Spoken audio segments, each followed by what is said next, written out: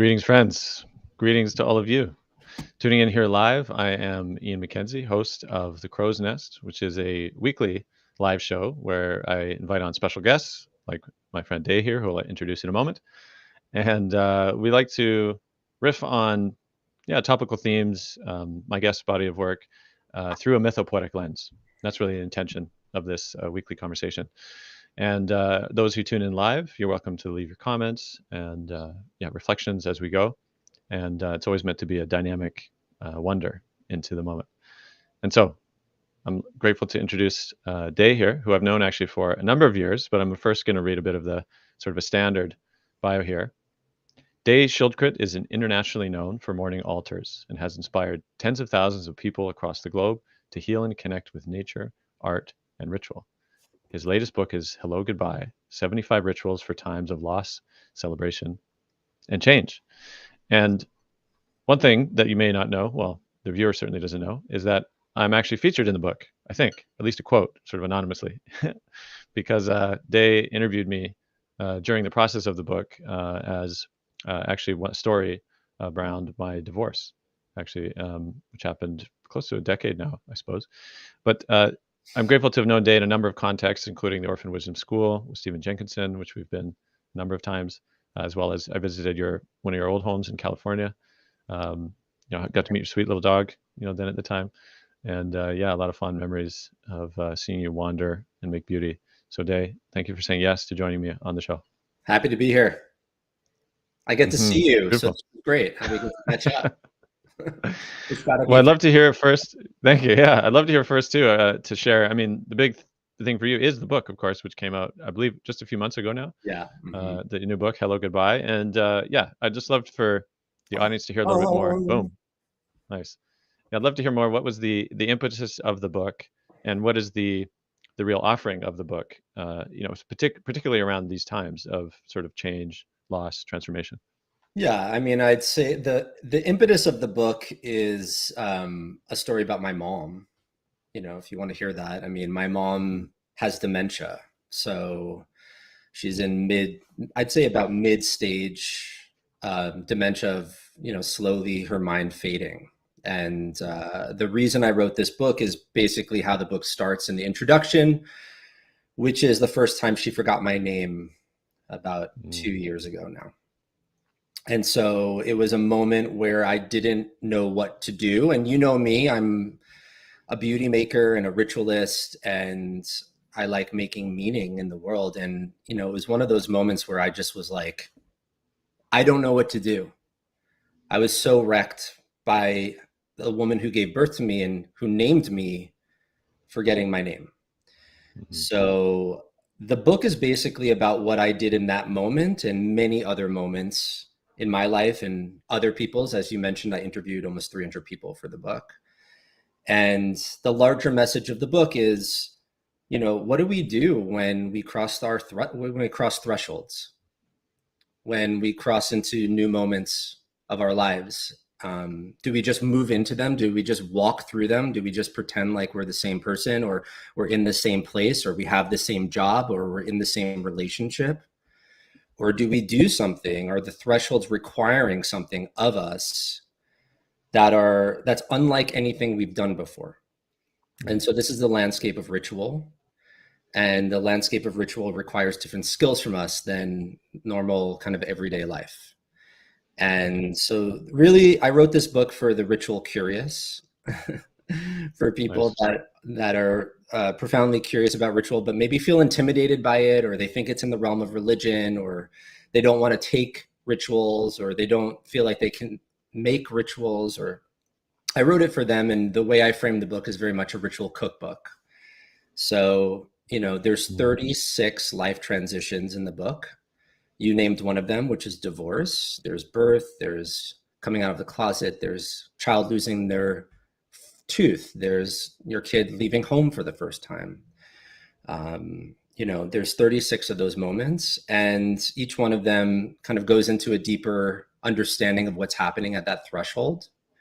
And then there are recipes. And so I'm putting my stake in the ground for a ritual renaissance in the world. I think that in these insanely treacherous times, what we need is ways to make meaning and sanity when things feel insane. And rituals are like islands of sanity. As Mm, things change, they give us some ground to stand on. They give us a temporary place to find some understanding and meeting, and even to make beauty on the threshold. So that when we walk through the threshold into our new lives or into a new world or into a new relationship or whatever we're entering into, that we can change as the times change. mm, mm. Thanks for that. You used three phrases there, or words that together that I really like. The one was the ritual curious. Uh-huh. I thought was great. A ritual cookbook, which again, when I see it from that perspective, it's like, oh, of course. Mm, And then a ritual renaissance. yeah. So I love those turns of phrase. And I wonder again, this question about ritual. What you know, if you look to the etymology of ritual, uh, there's rite, there's rhythm, and I wonder to speak to that. Like, how is it? How is ritual a kind of, yeah, a way of stepping into some kind of rhythm or some kind of, dance or listening, beyond So, just because if somebody says, well, ritual, what, you just make it up, like what's the point of that? Like, but there's something else going on, as a deep human skillfulness, I think, and I'll love to hear more about that. yeah, so the etymology of ritual actually refers to counting.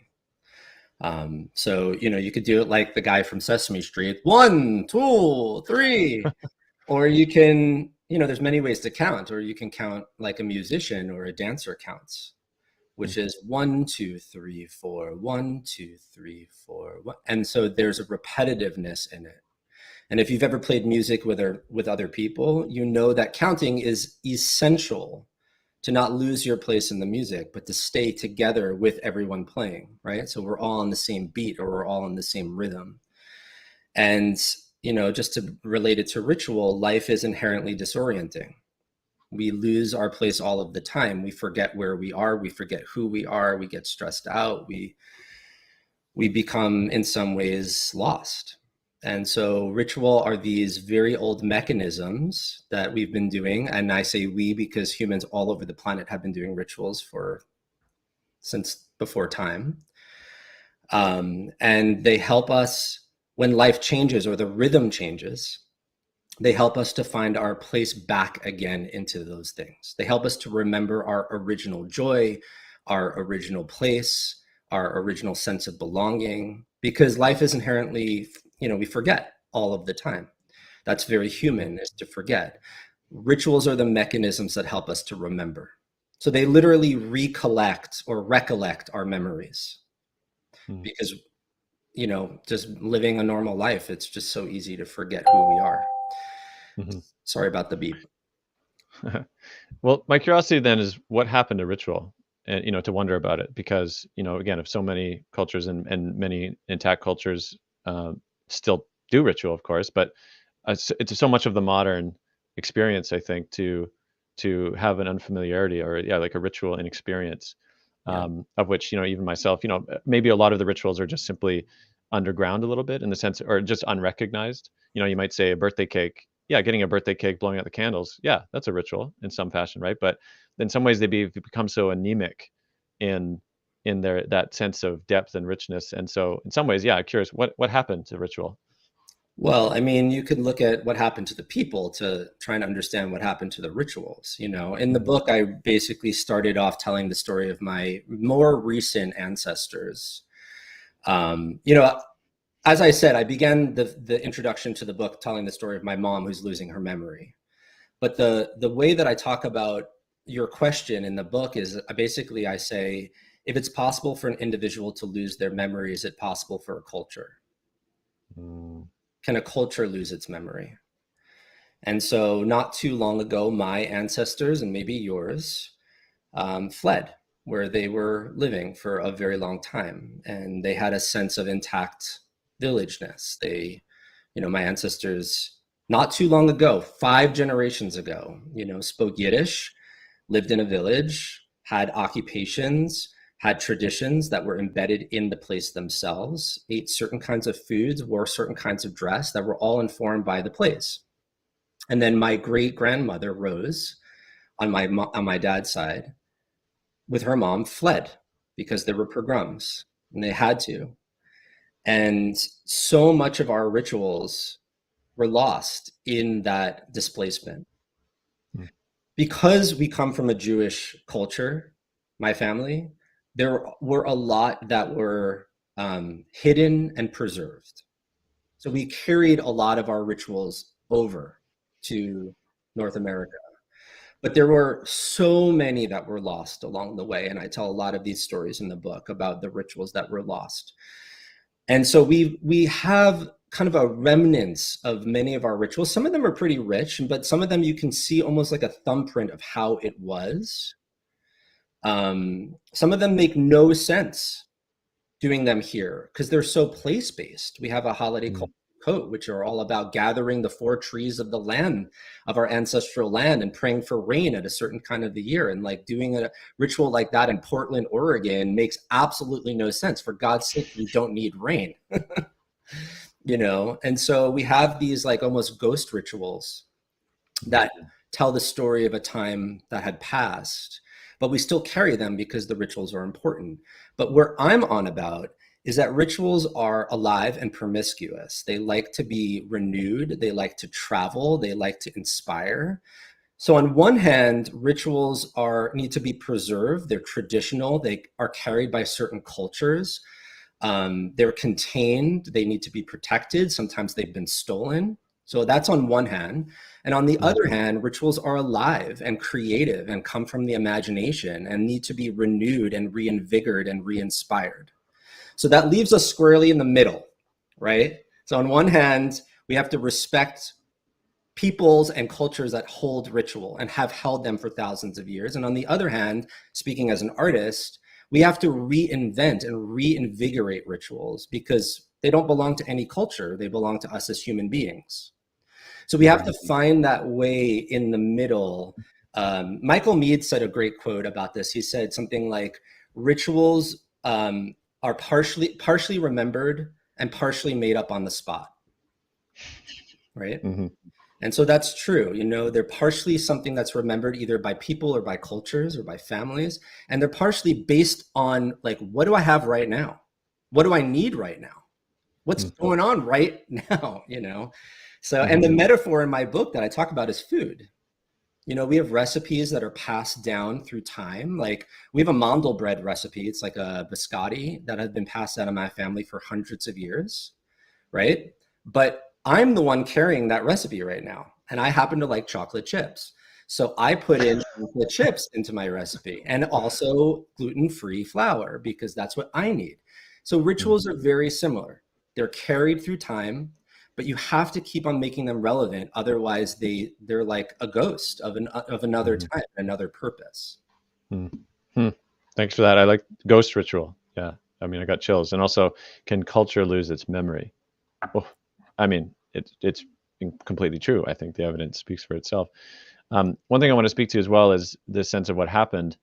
I remember I had a conversation with sort of an acquaintance. This is a number of years ago now, but we really had this kind of it wasn't an argument per se, but I was trying to essentially speak to the presence or the necessity or the actuality that there is such a thing called culture.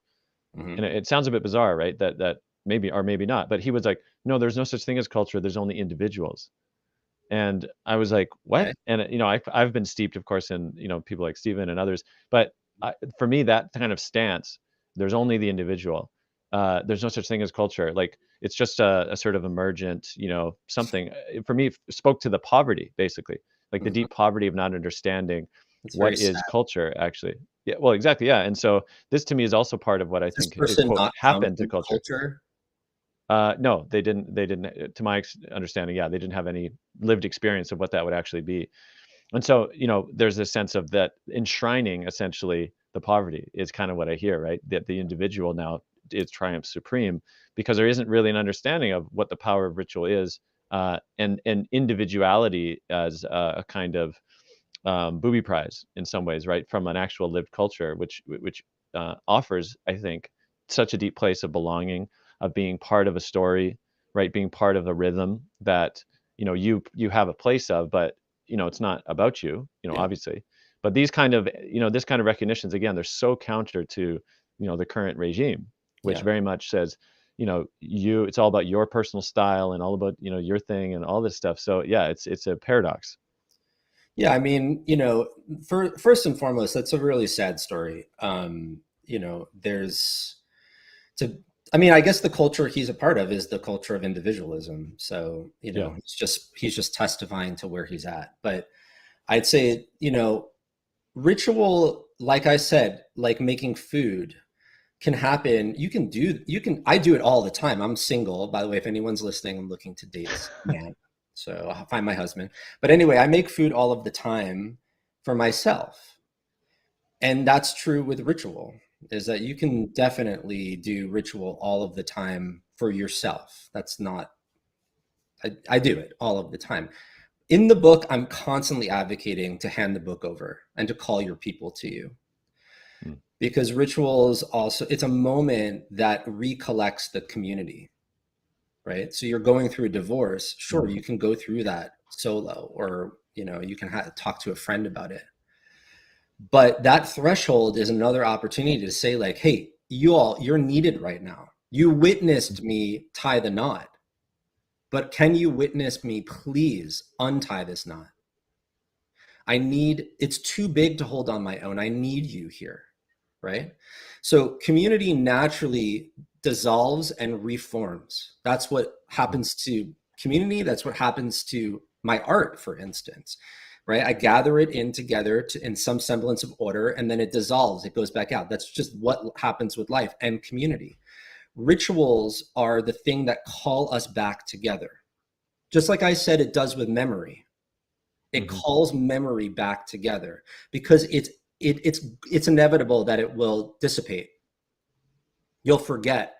Same thing with community, right? People don't just stay together because they like each other. They need to stay together because there's reasons to stay together. So in my culture, we have a calendar that constantly is bringing us together, right? Mhm. We have New Year's, we have our holidays, we have certain mourning days, we have, like, yurt sites, and I mean, we have Shabbat. We have all of these days that are constantly bringing the people back together, because if you don't, then you lose each other. So the Mhm. rituals are mechanisms that do that, right? And so Mhm. it's the same thing with, as I said, with cooking.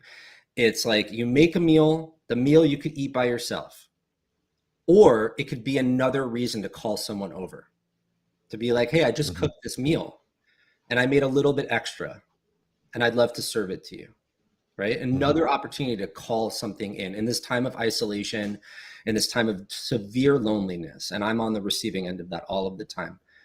Rituals are real reasons. The thresholds are reasons to call us back together, and the rituals are the vehicle to do that.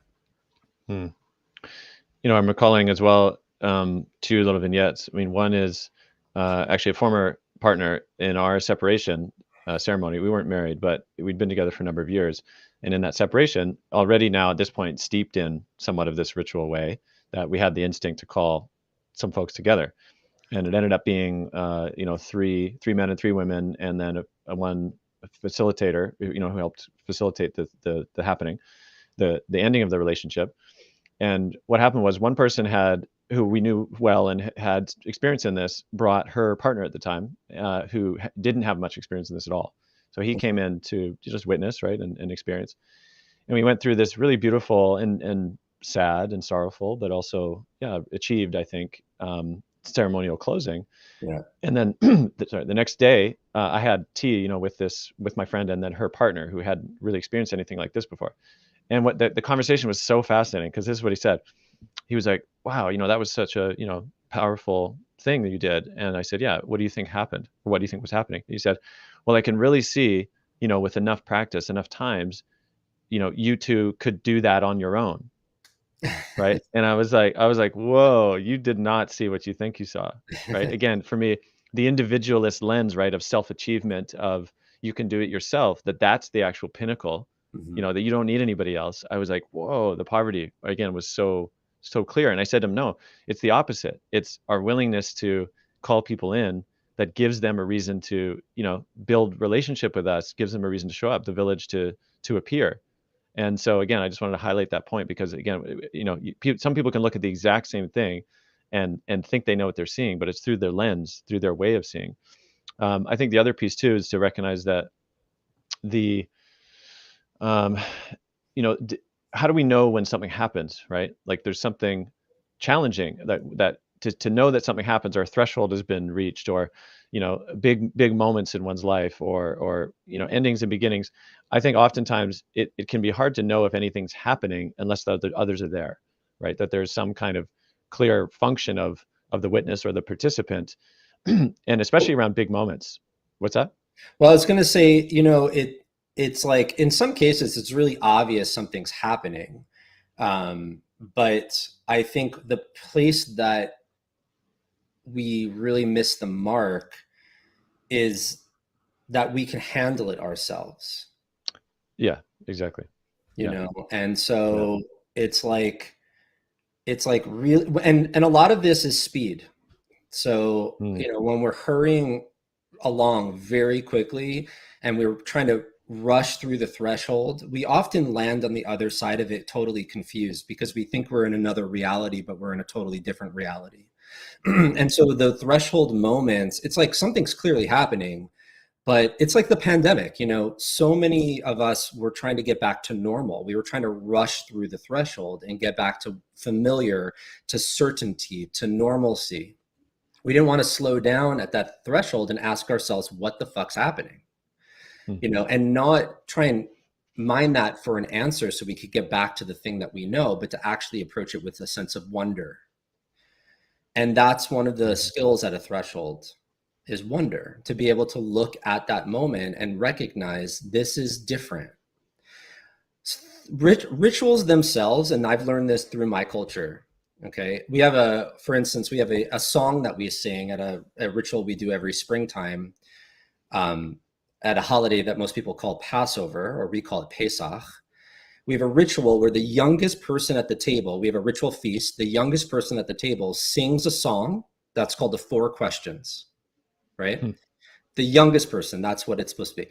And the questions are basically, why is this night different than all other nights? And it's sung in four different ways, but it's the same theme. Why is this night different? Why, first off, why is the youngest person singing that? That's an interesting question. But second mhm, of all, what is that ritual doing? And I'm trying to tell you that ritual itself is trying to inform us about what rituals do in general, which is make distinctions. mhm, They help us make distinctions to say, this is no longer that. I am no longer the person I was. I am no longer in the relationship that I was in. I'm no longer in the job that I was in.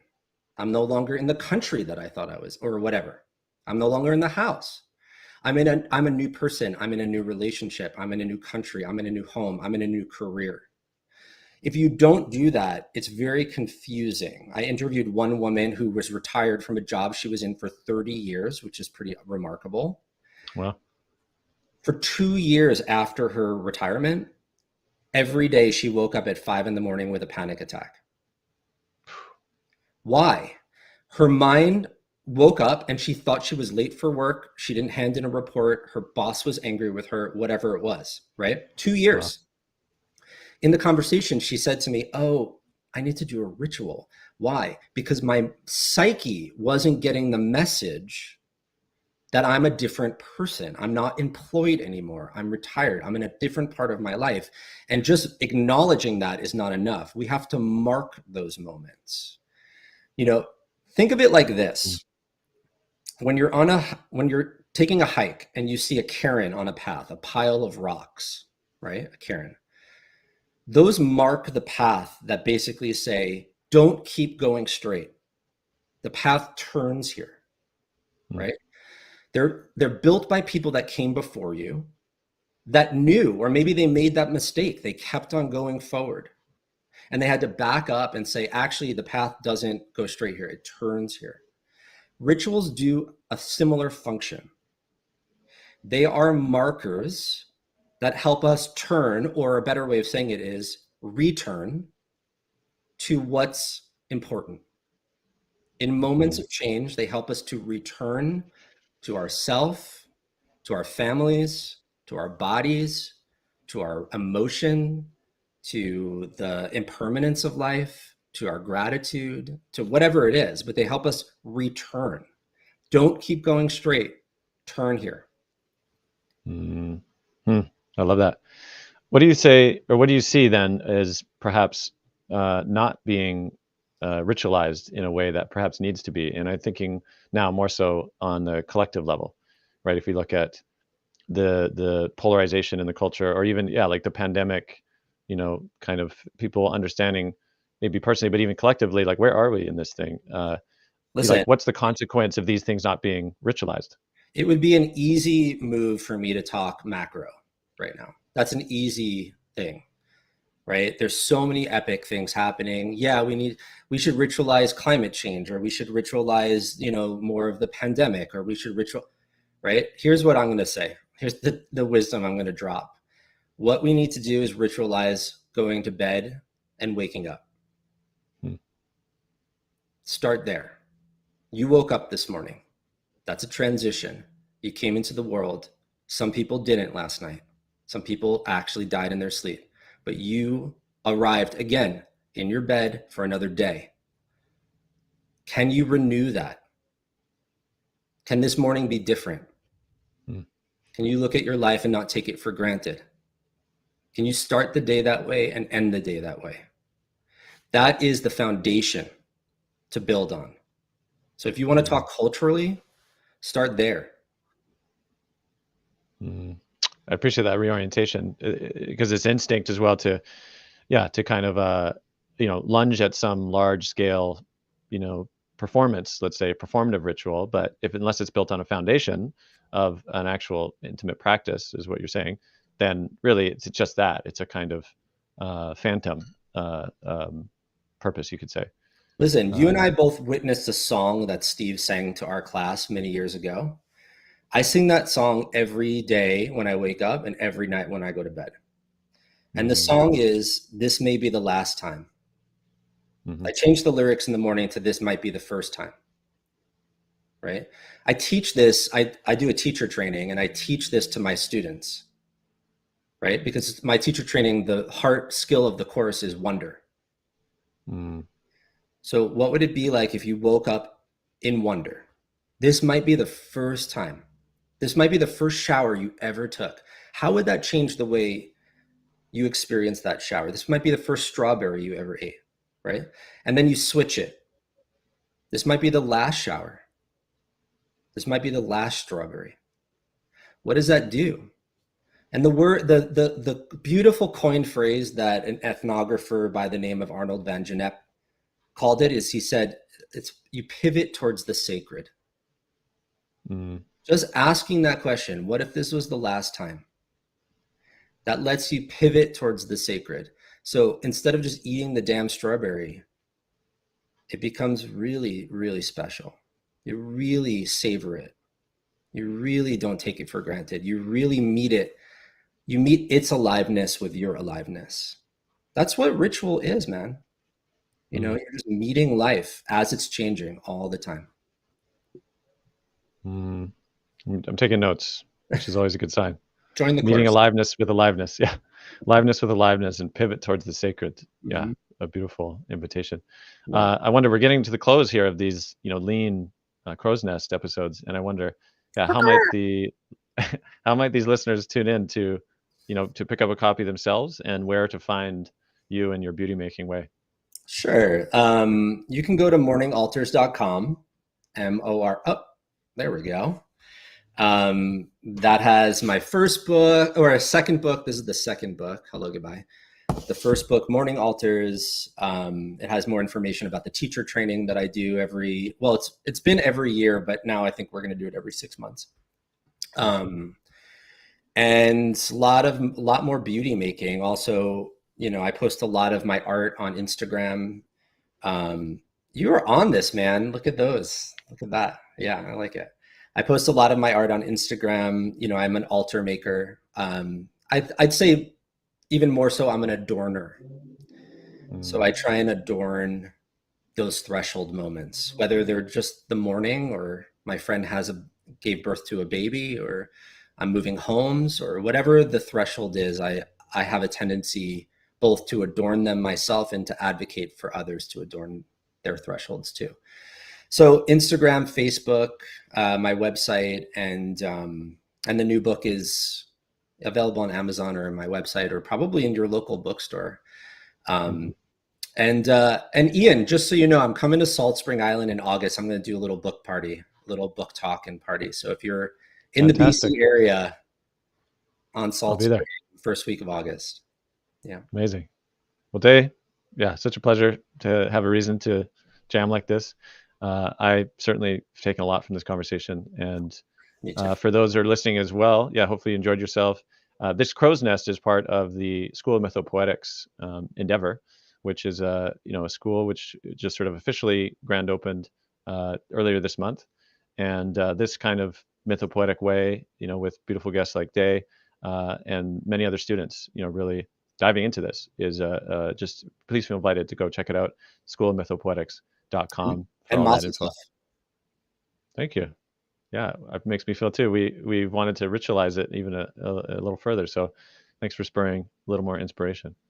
But until next time, thank you, Day.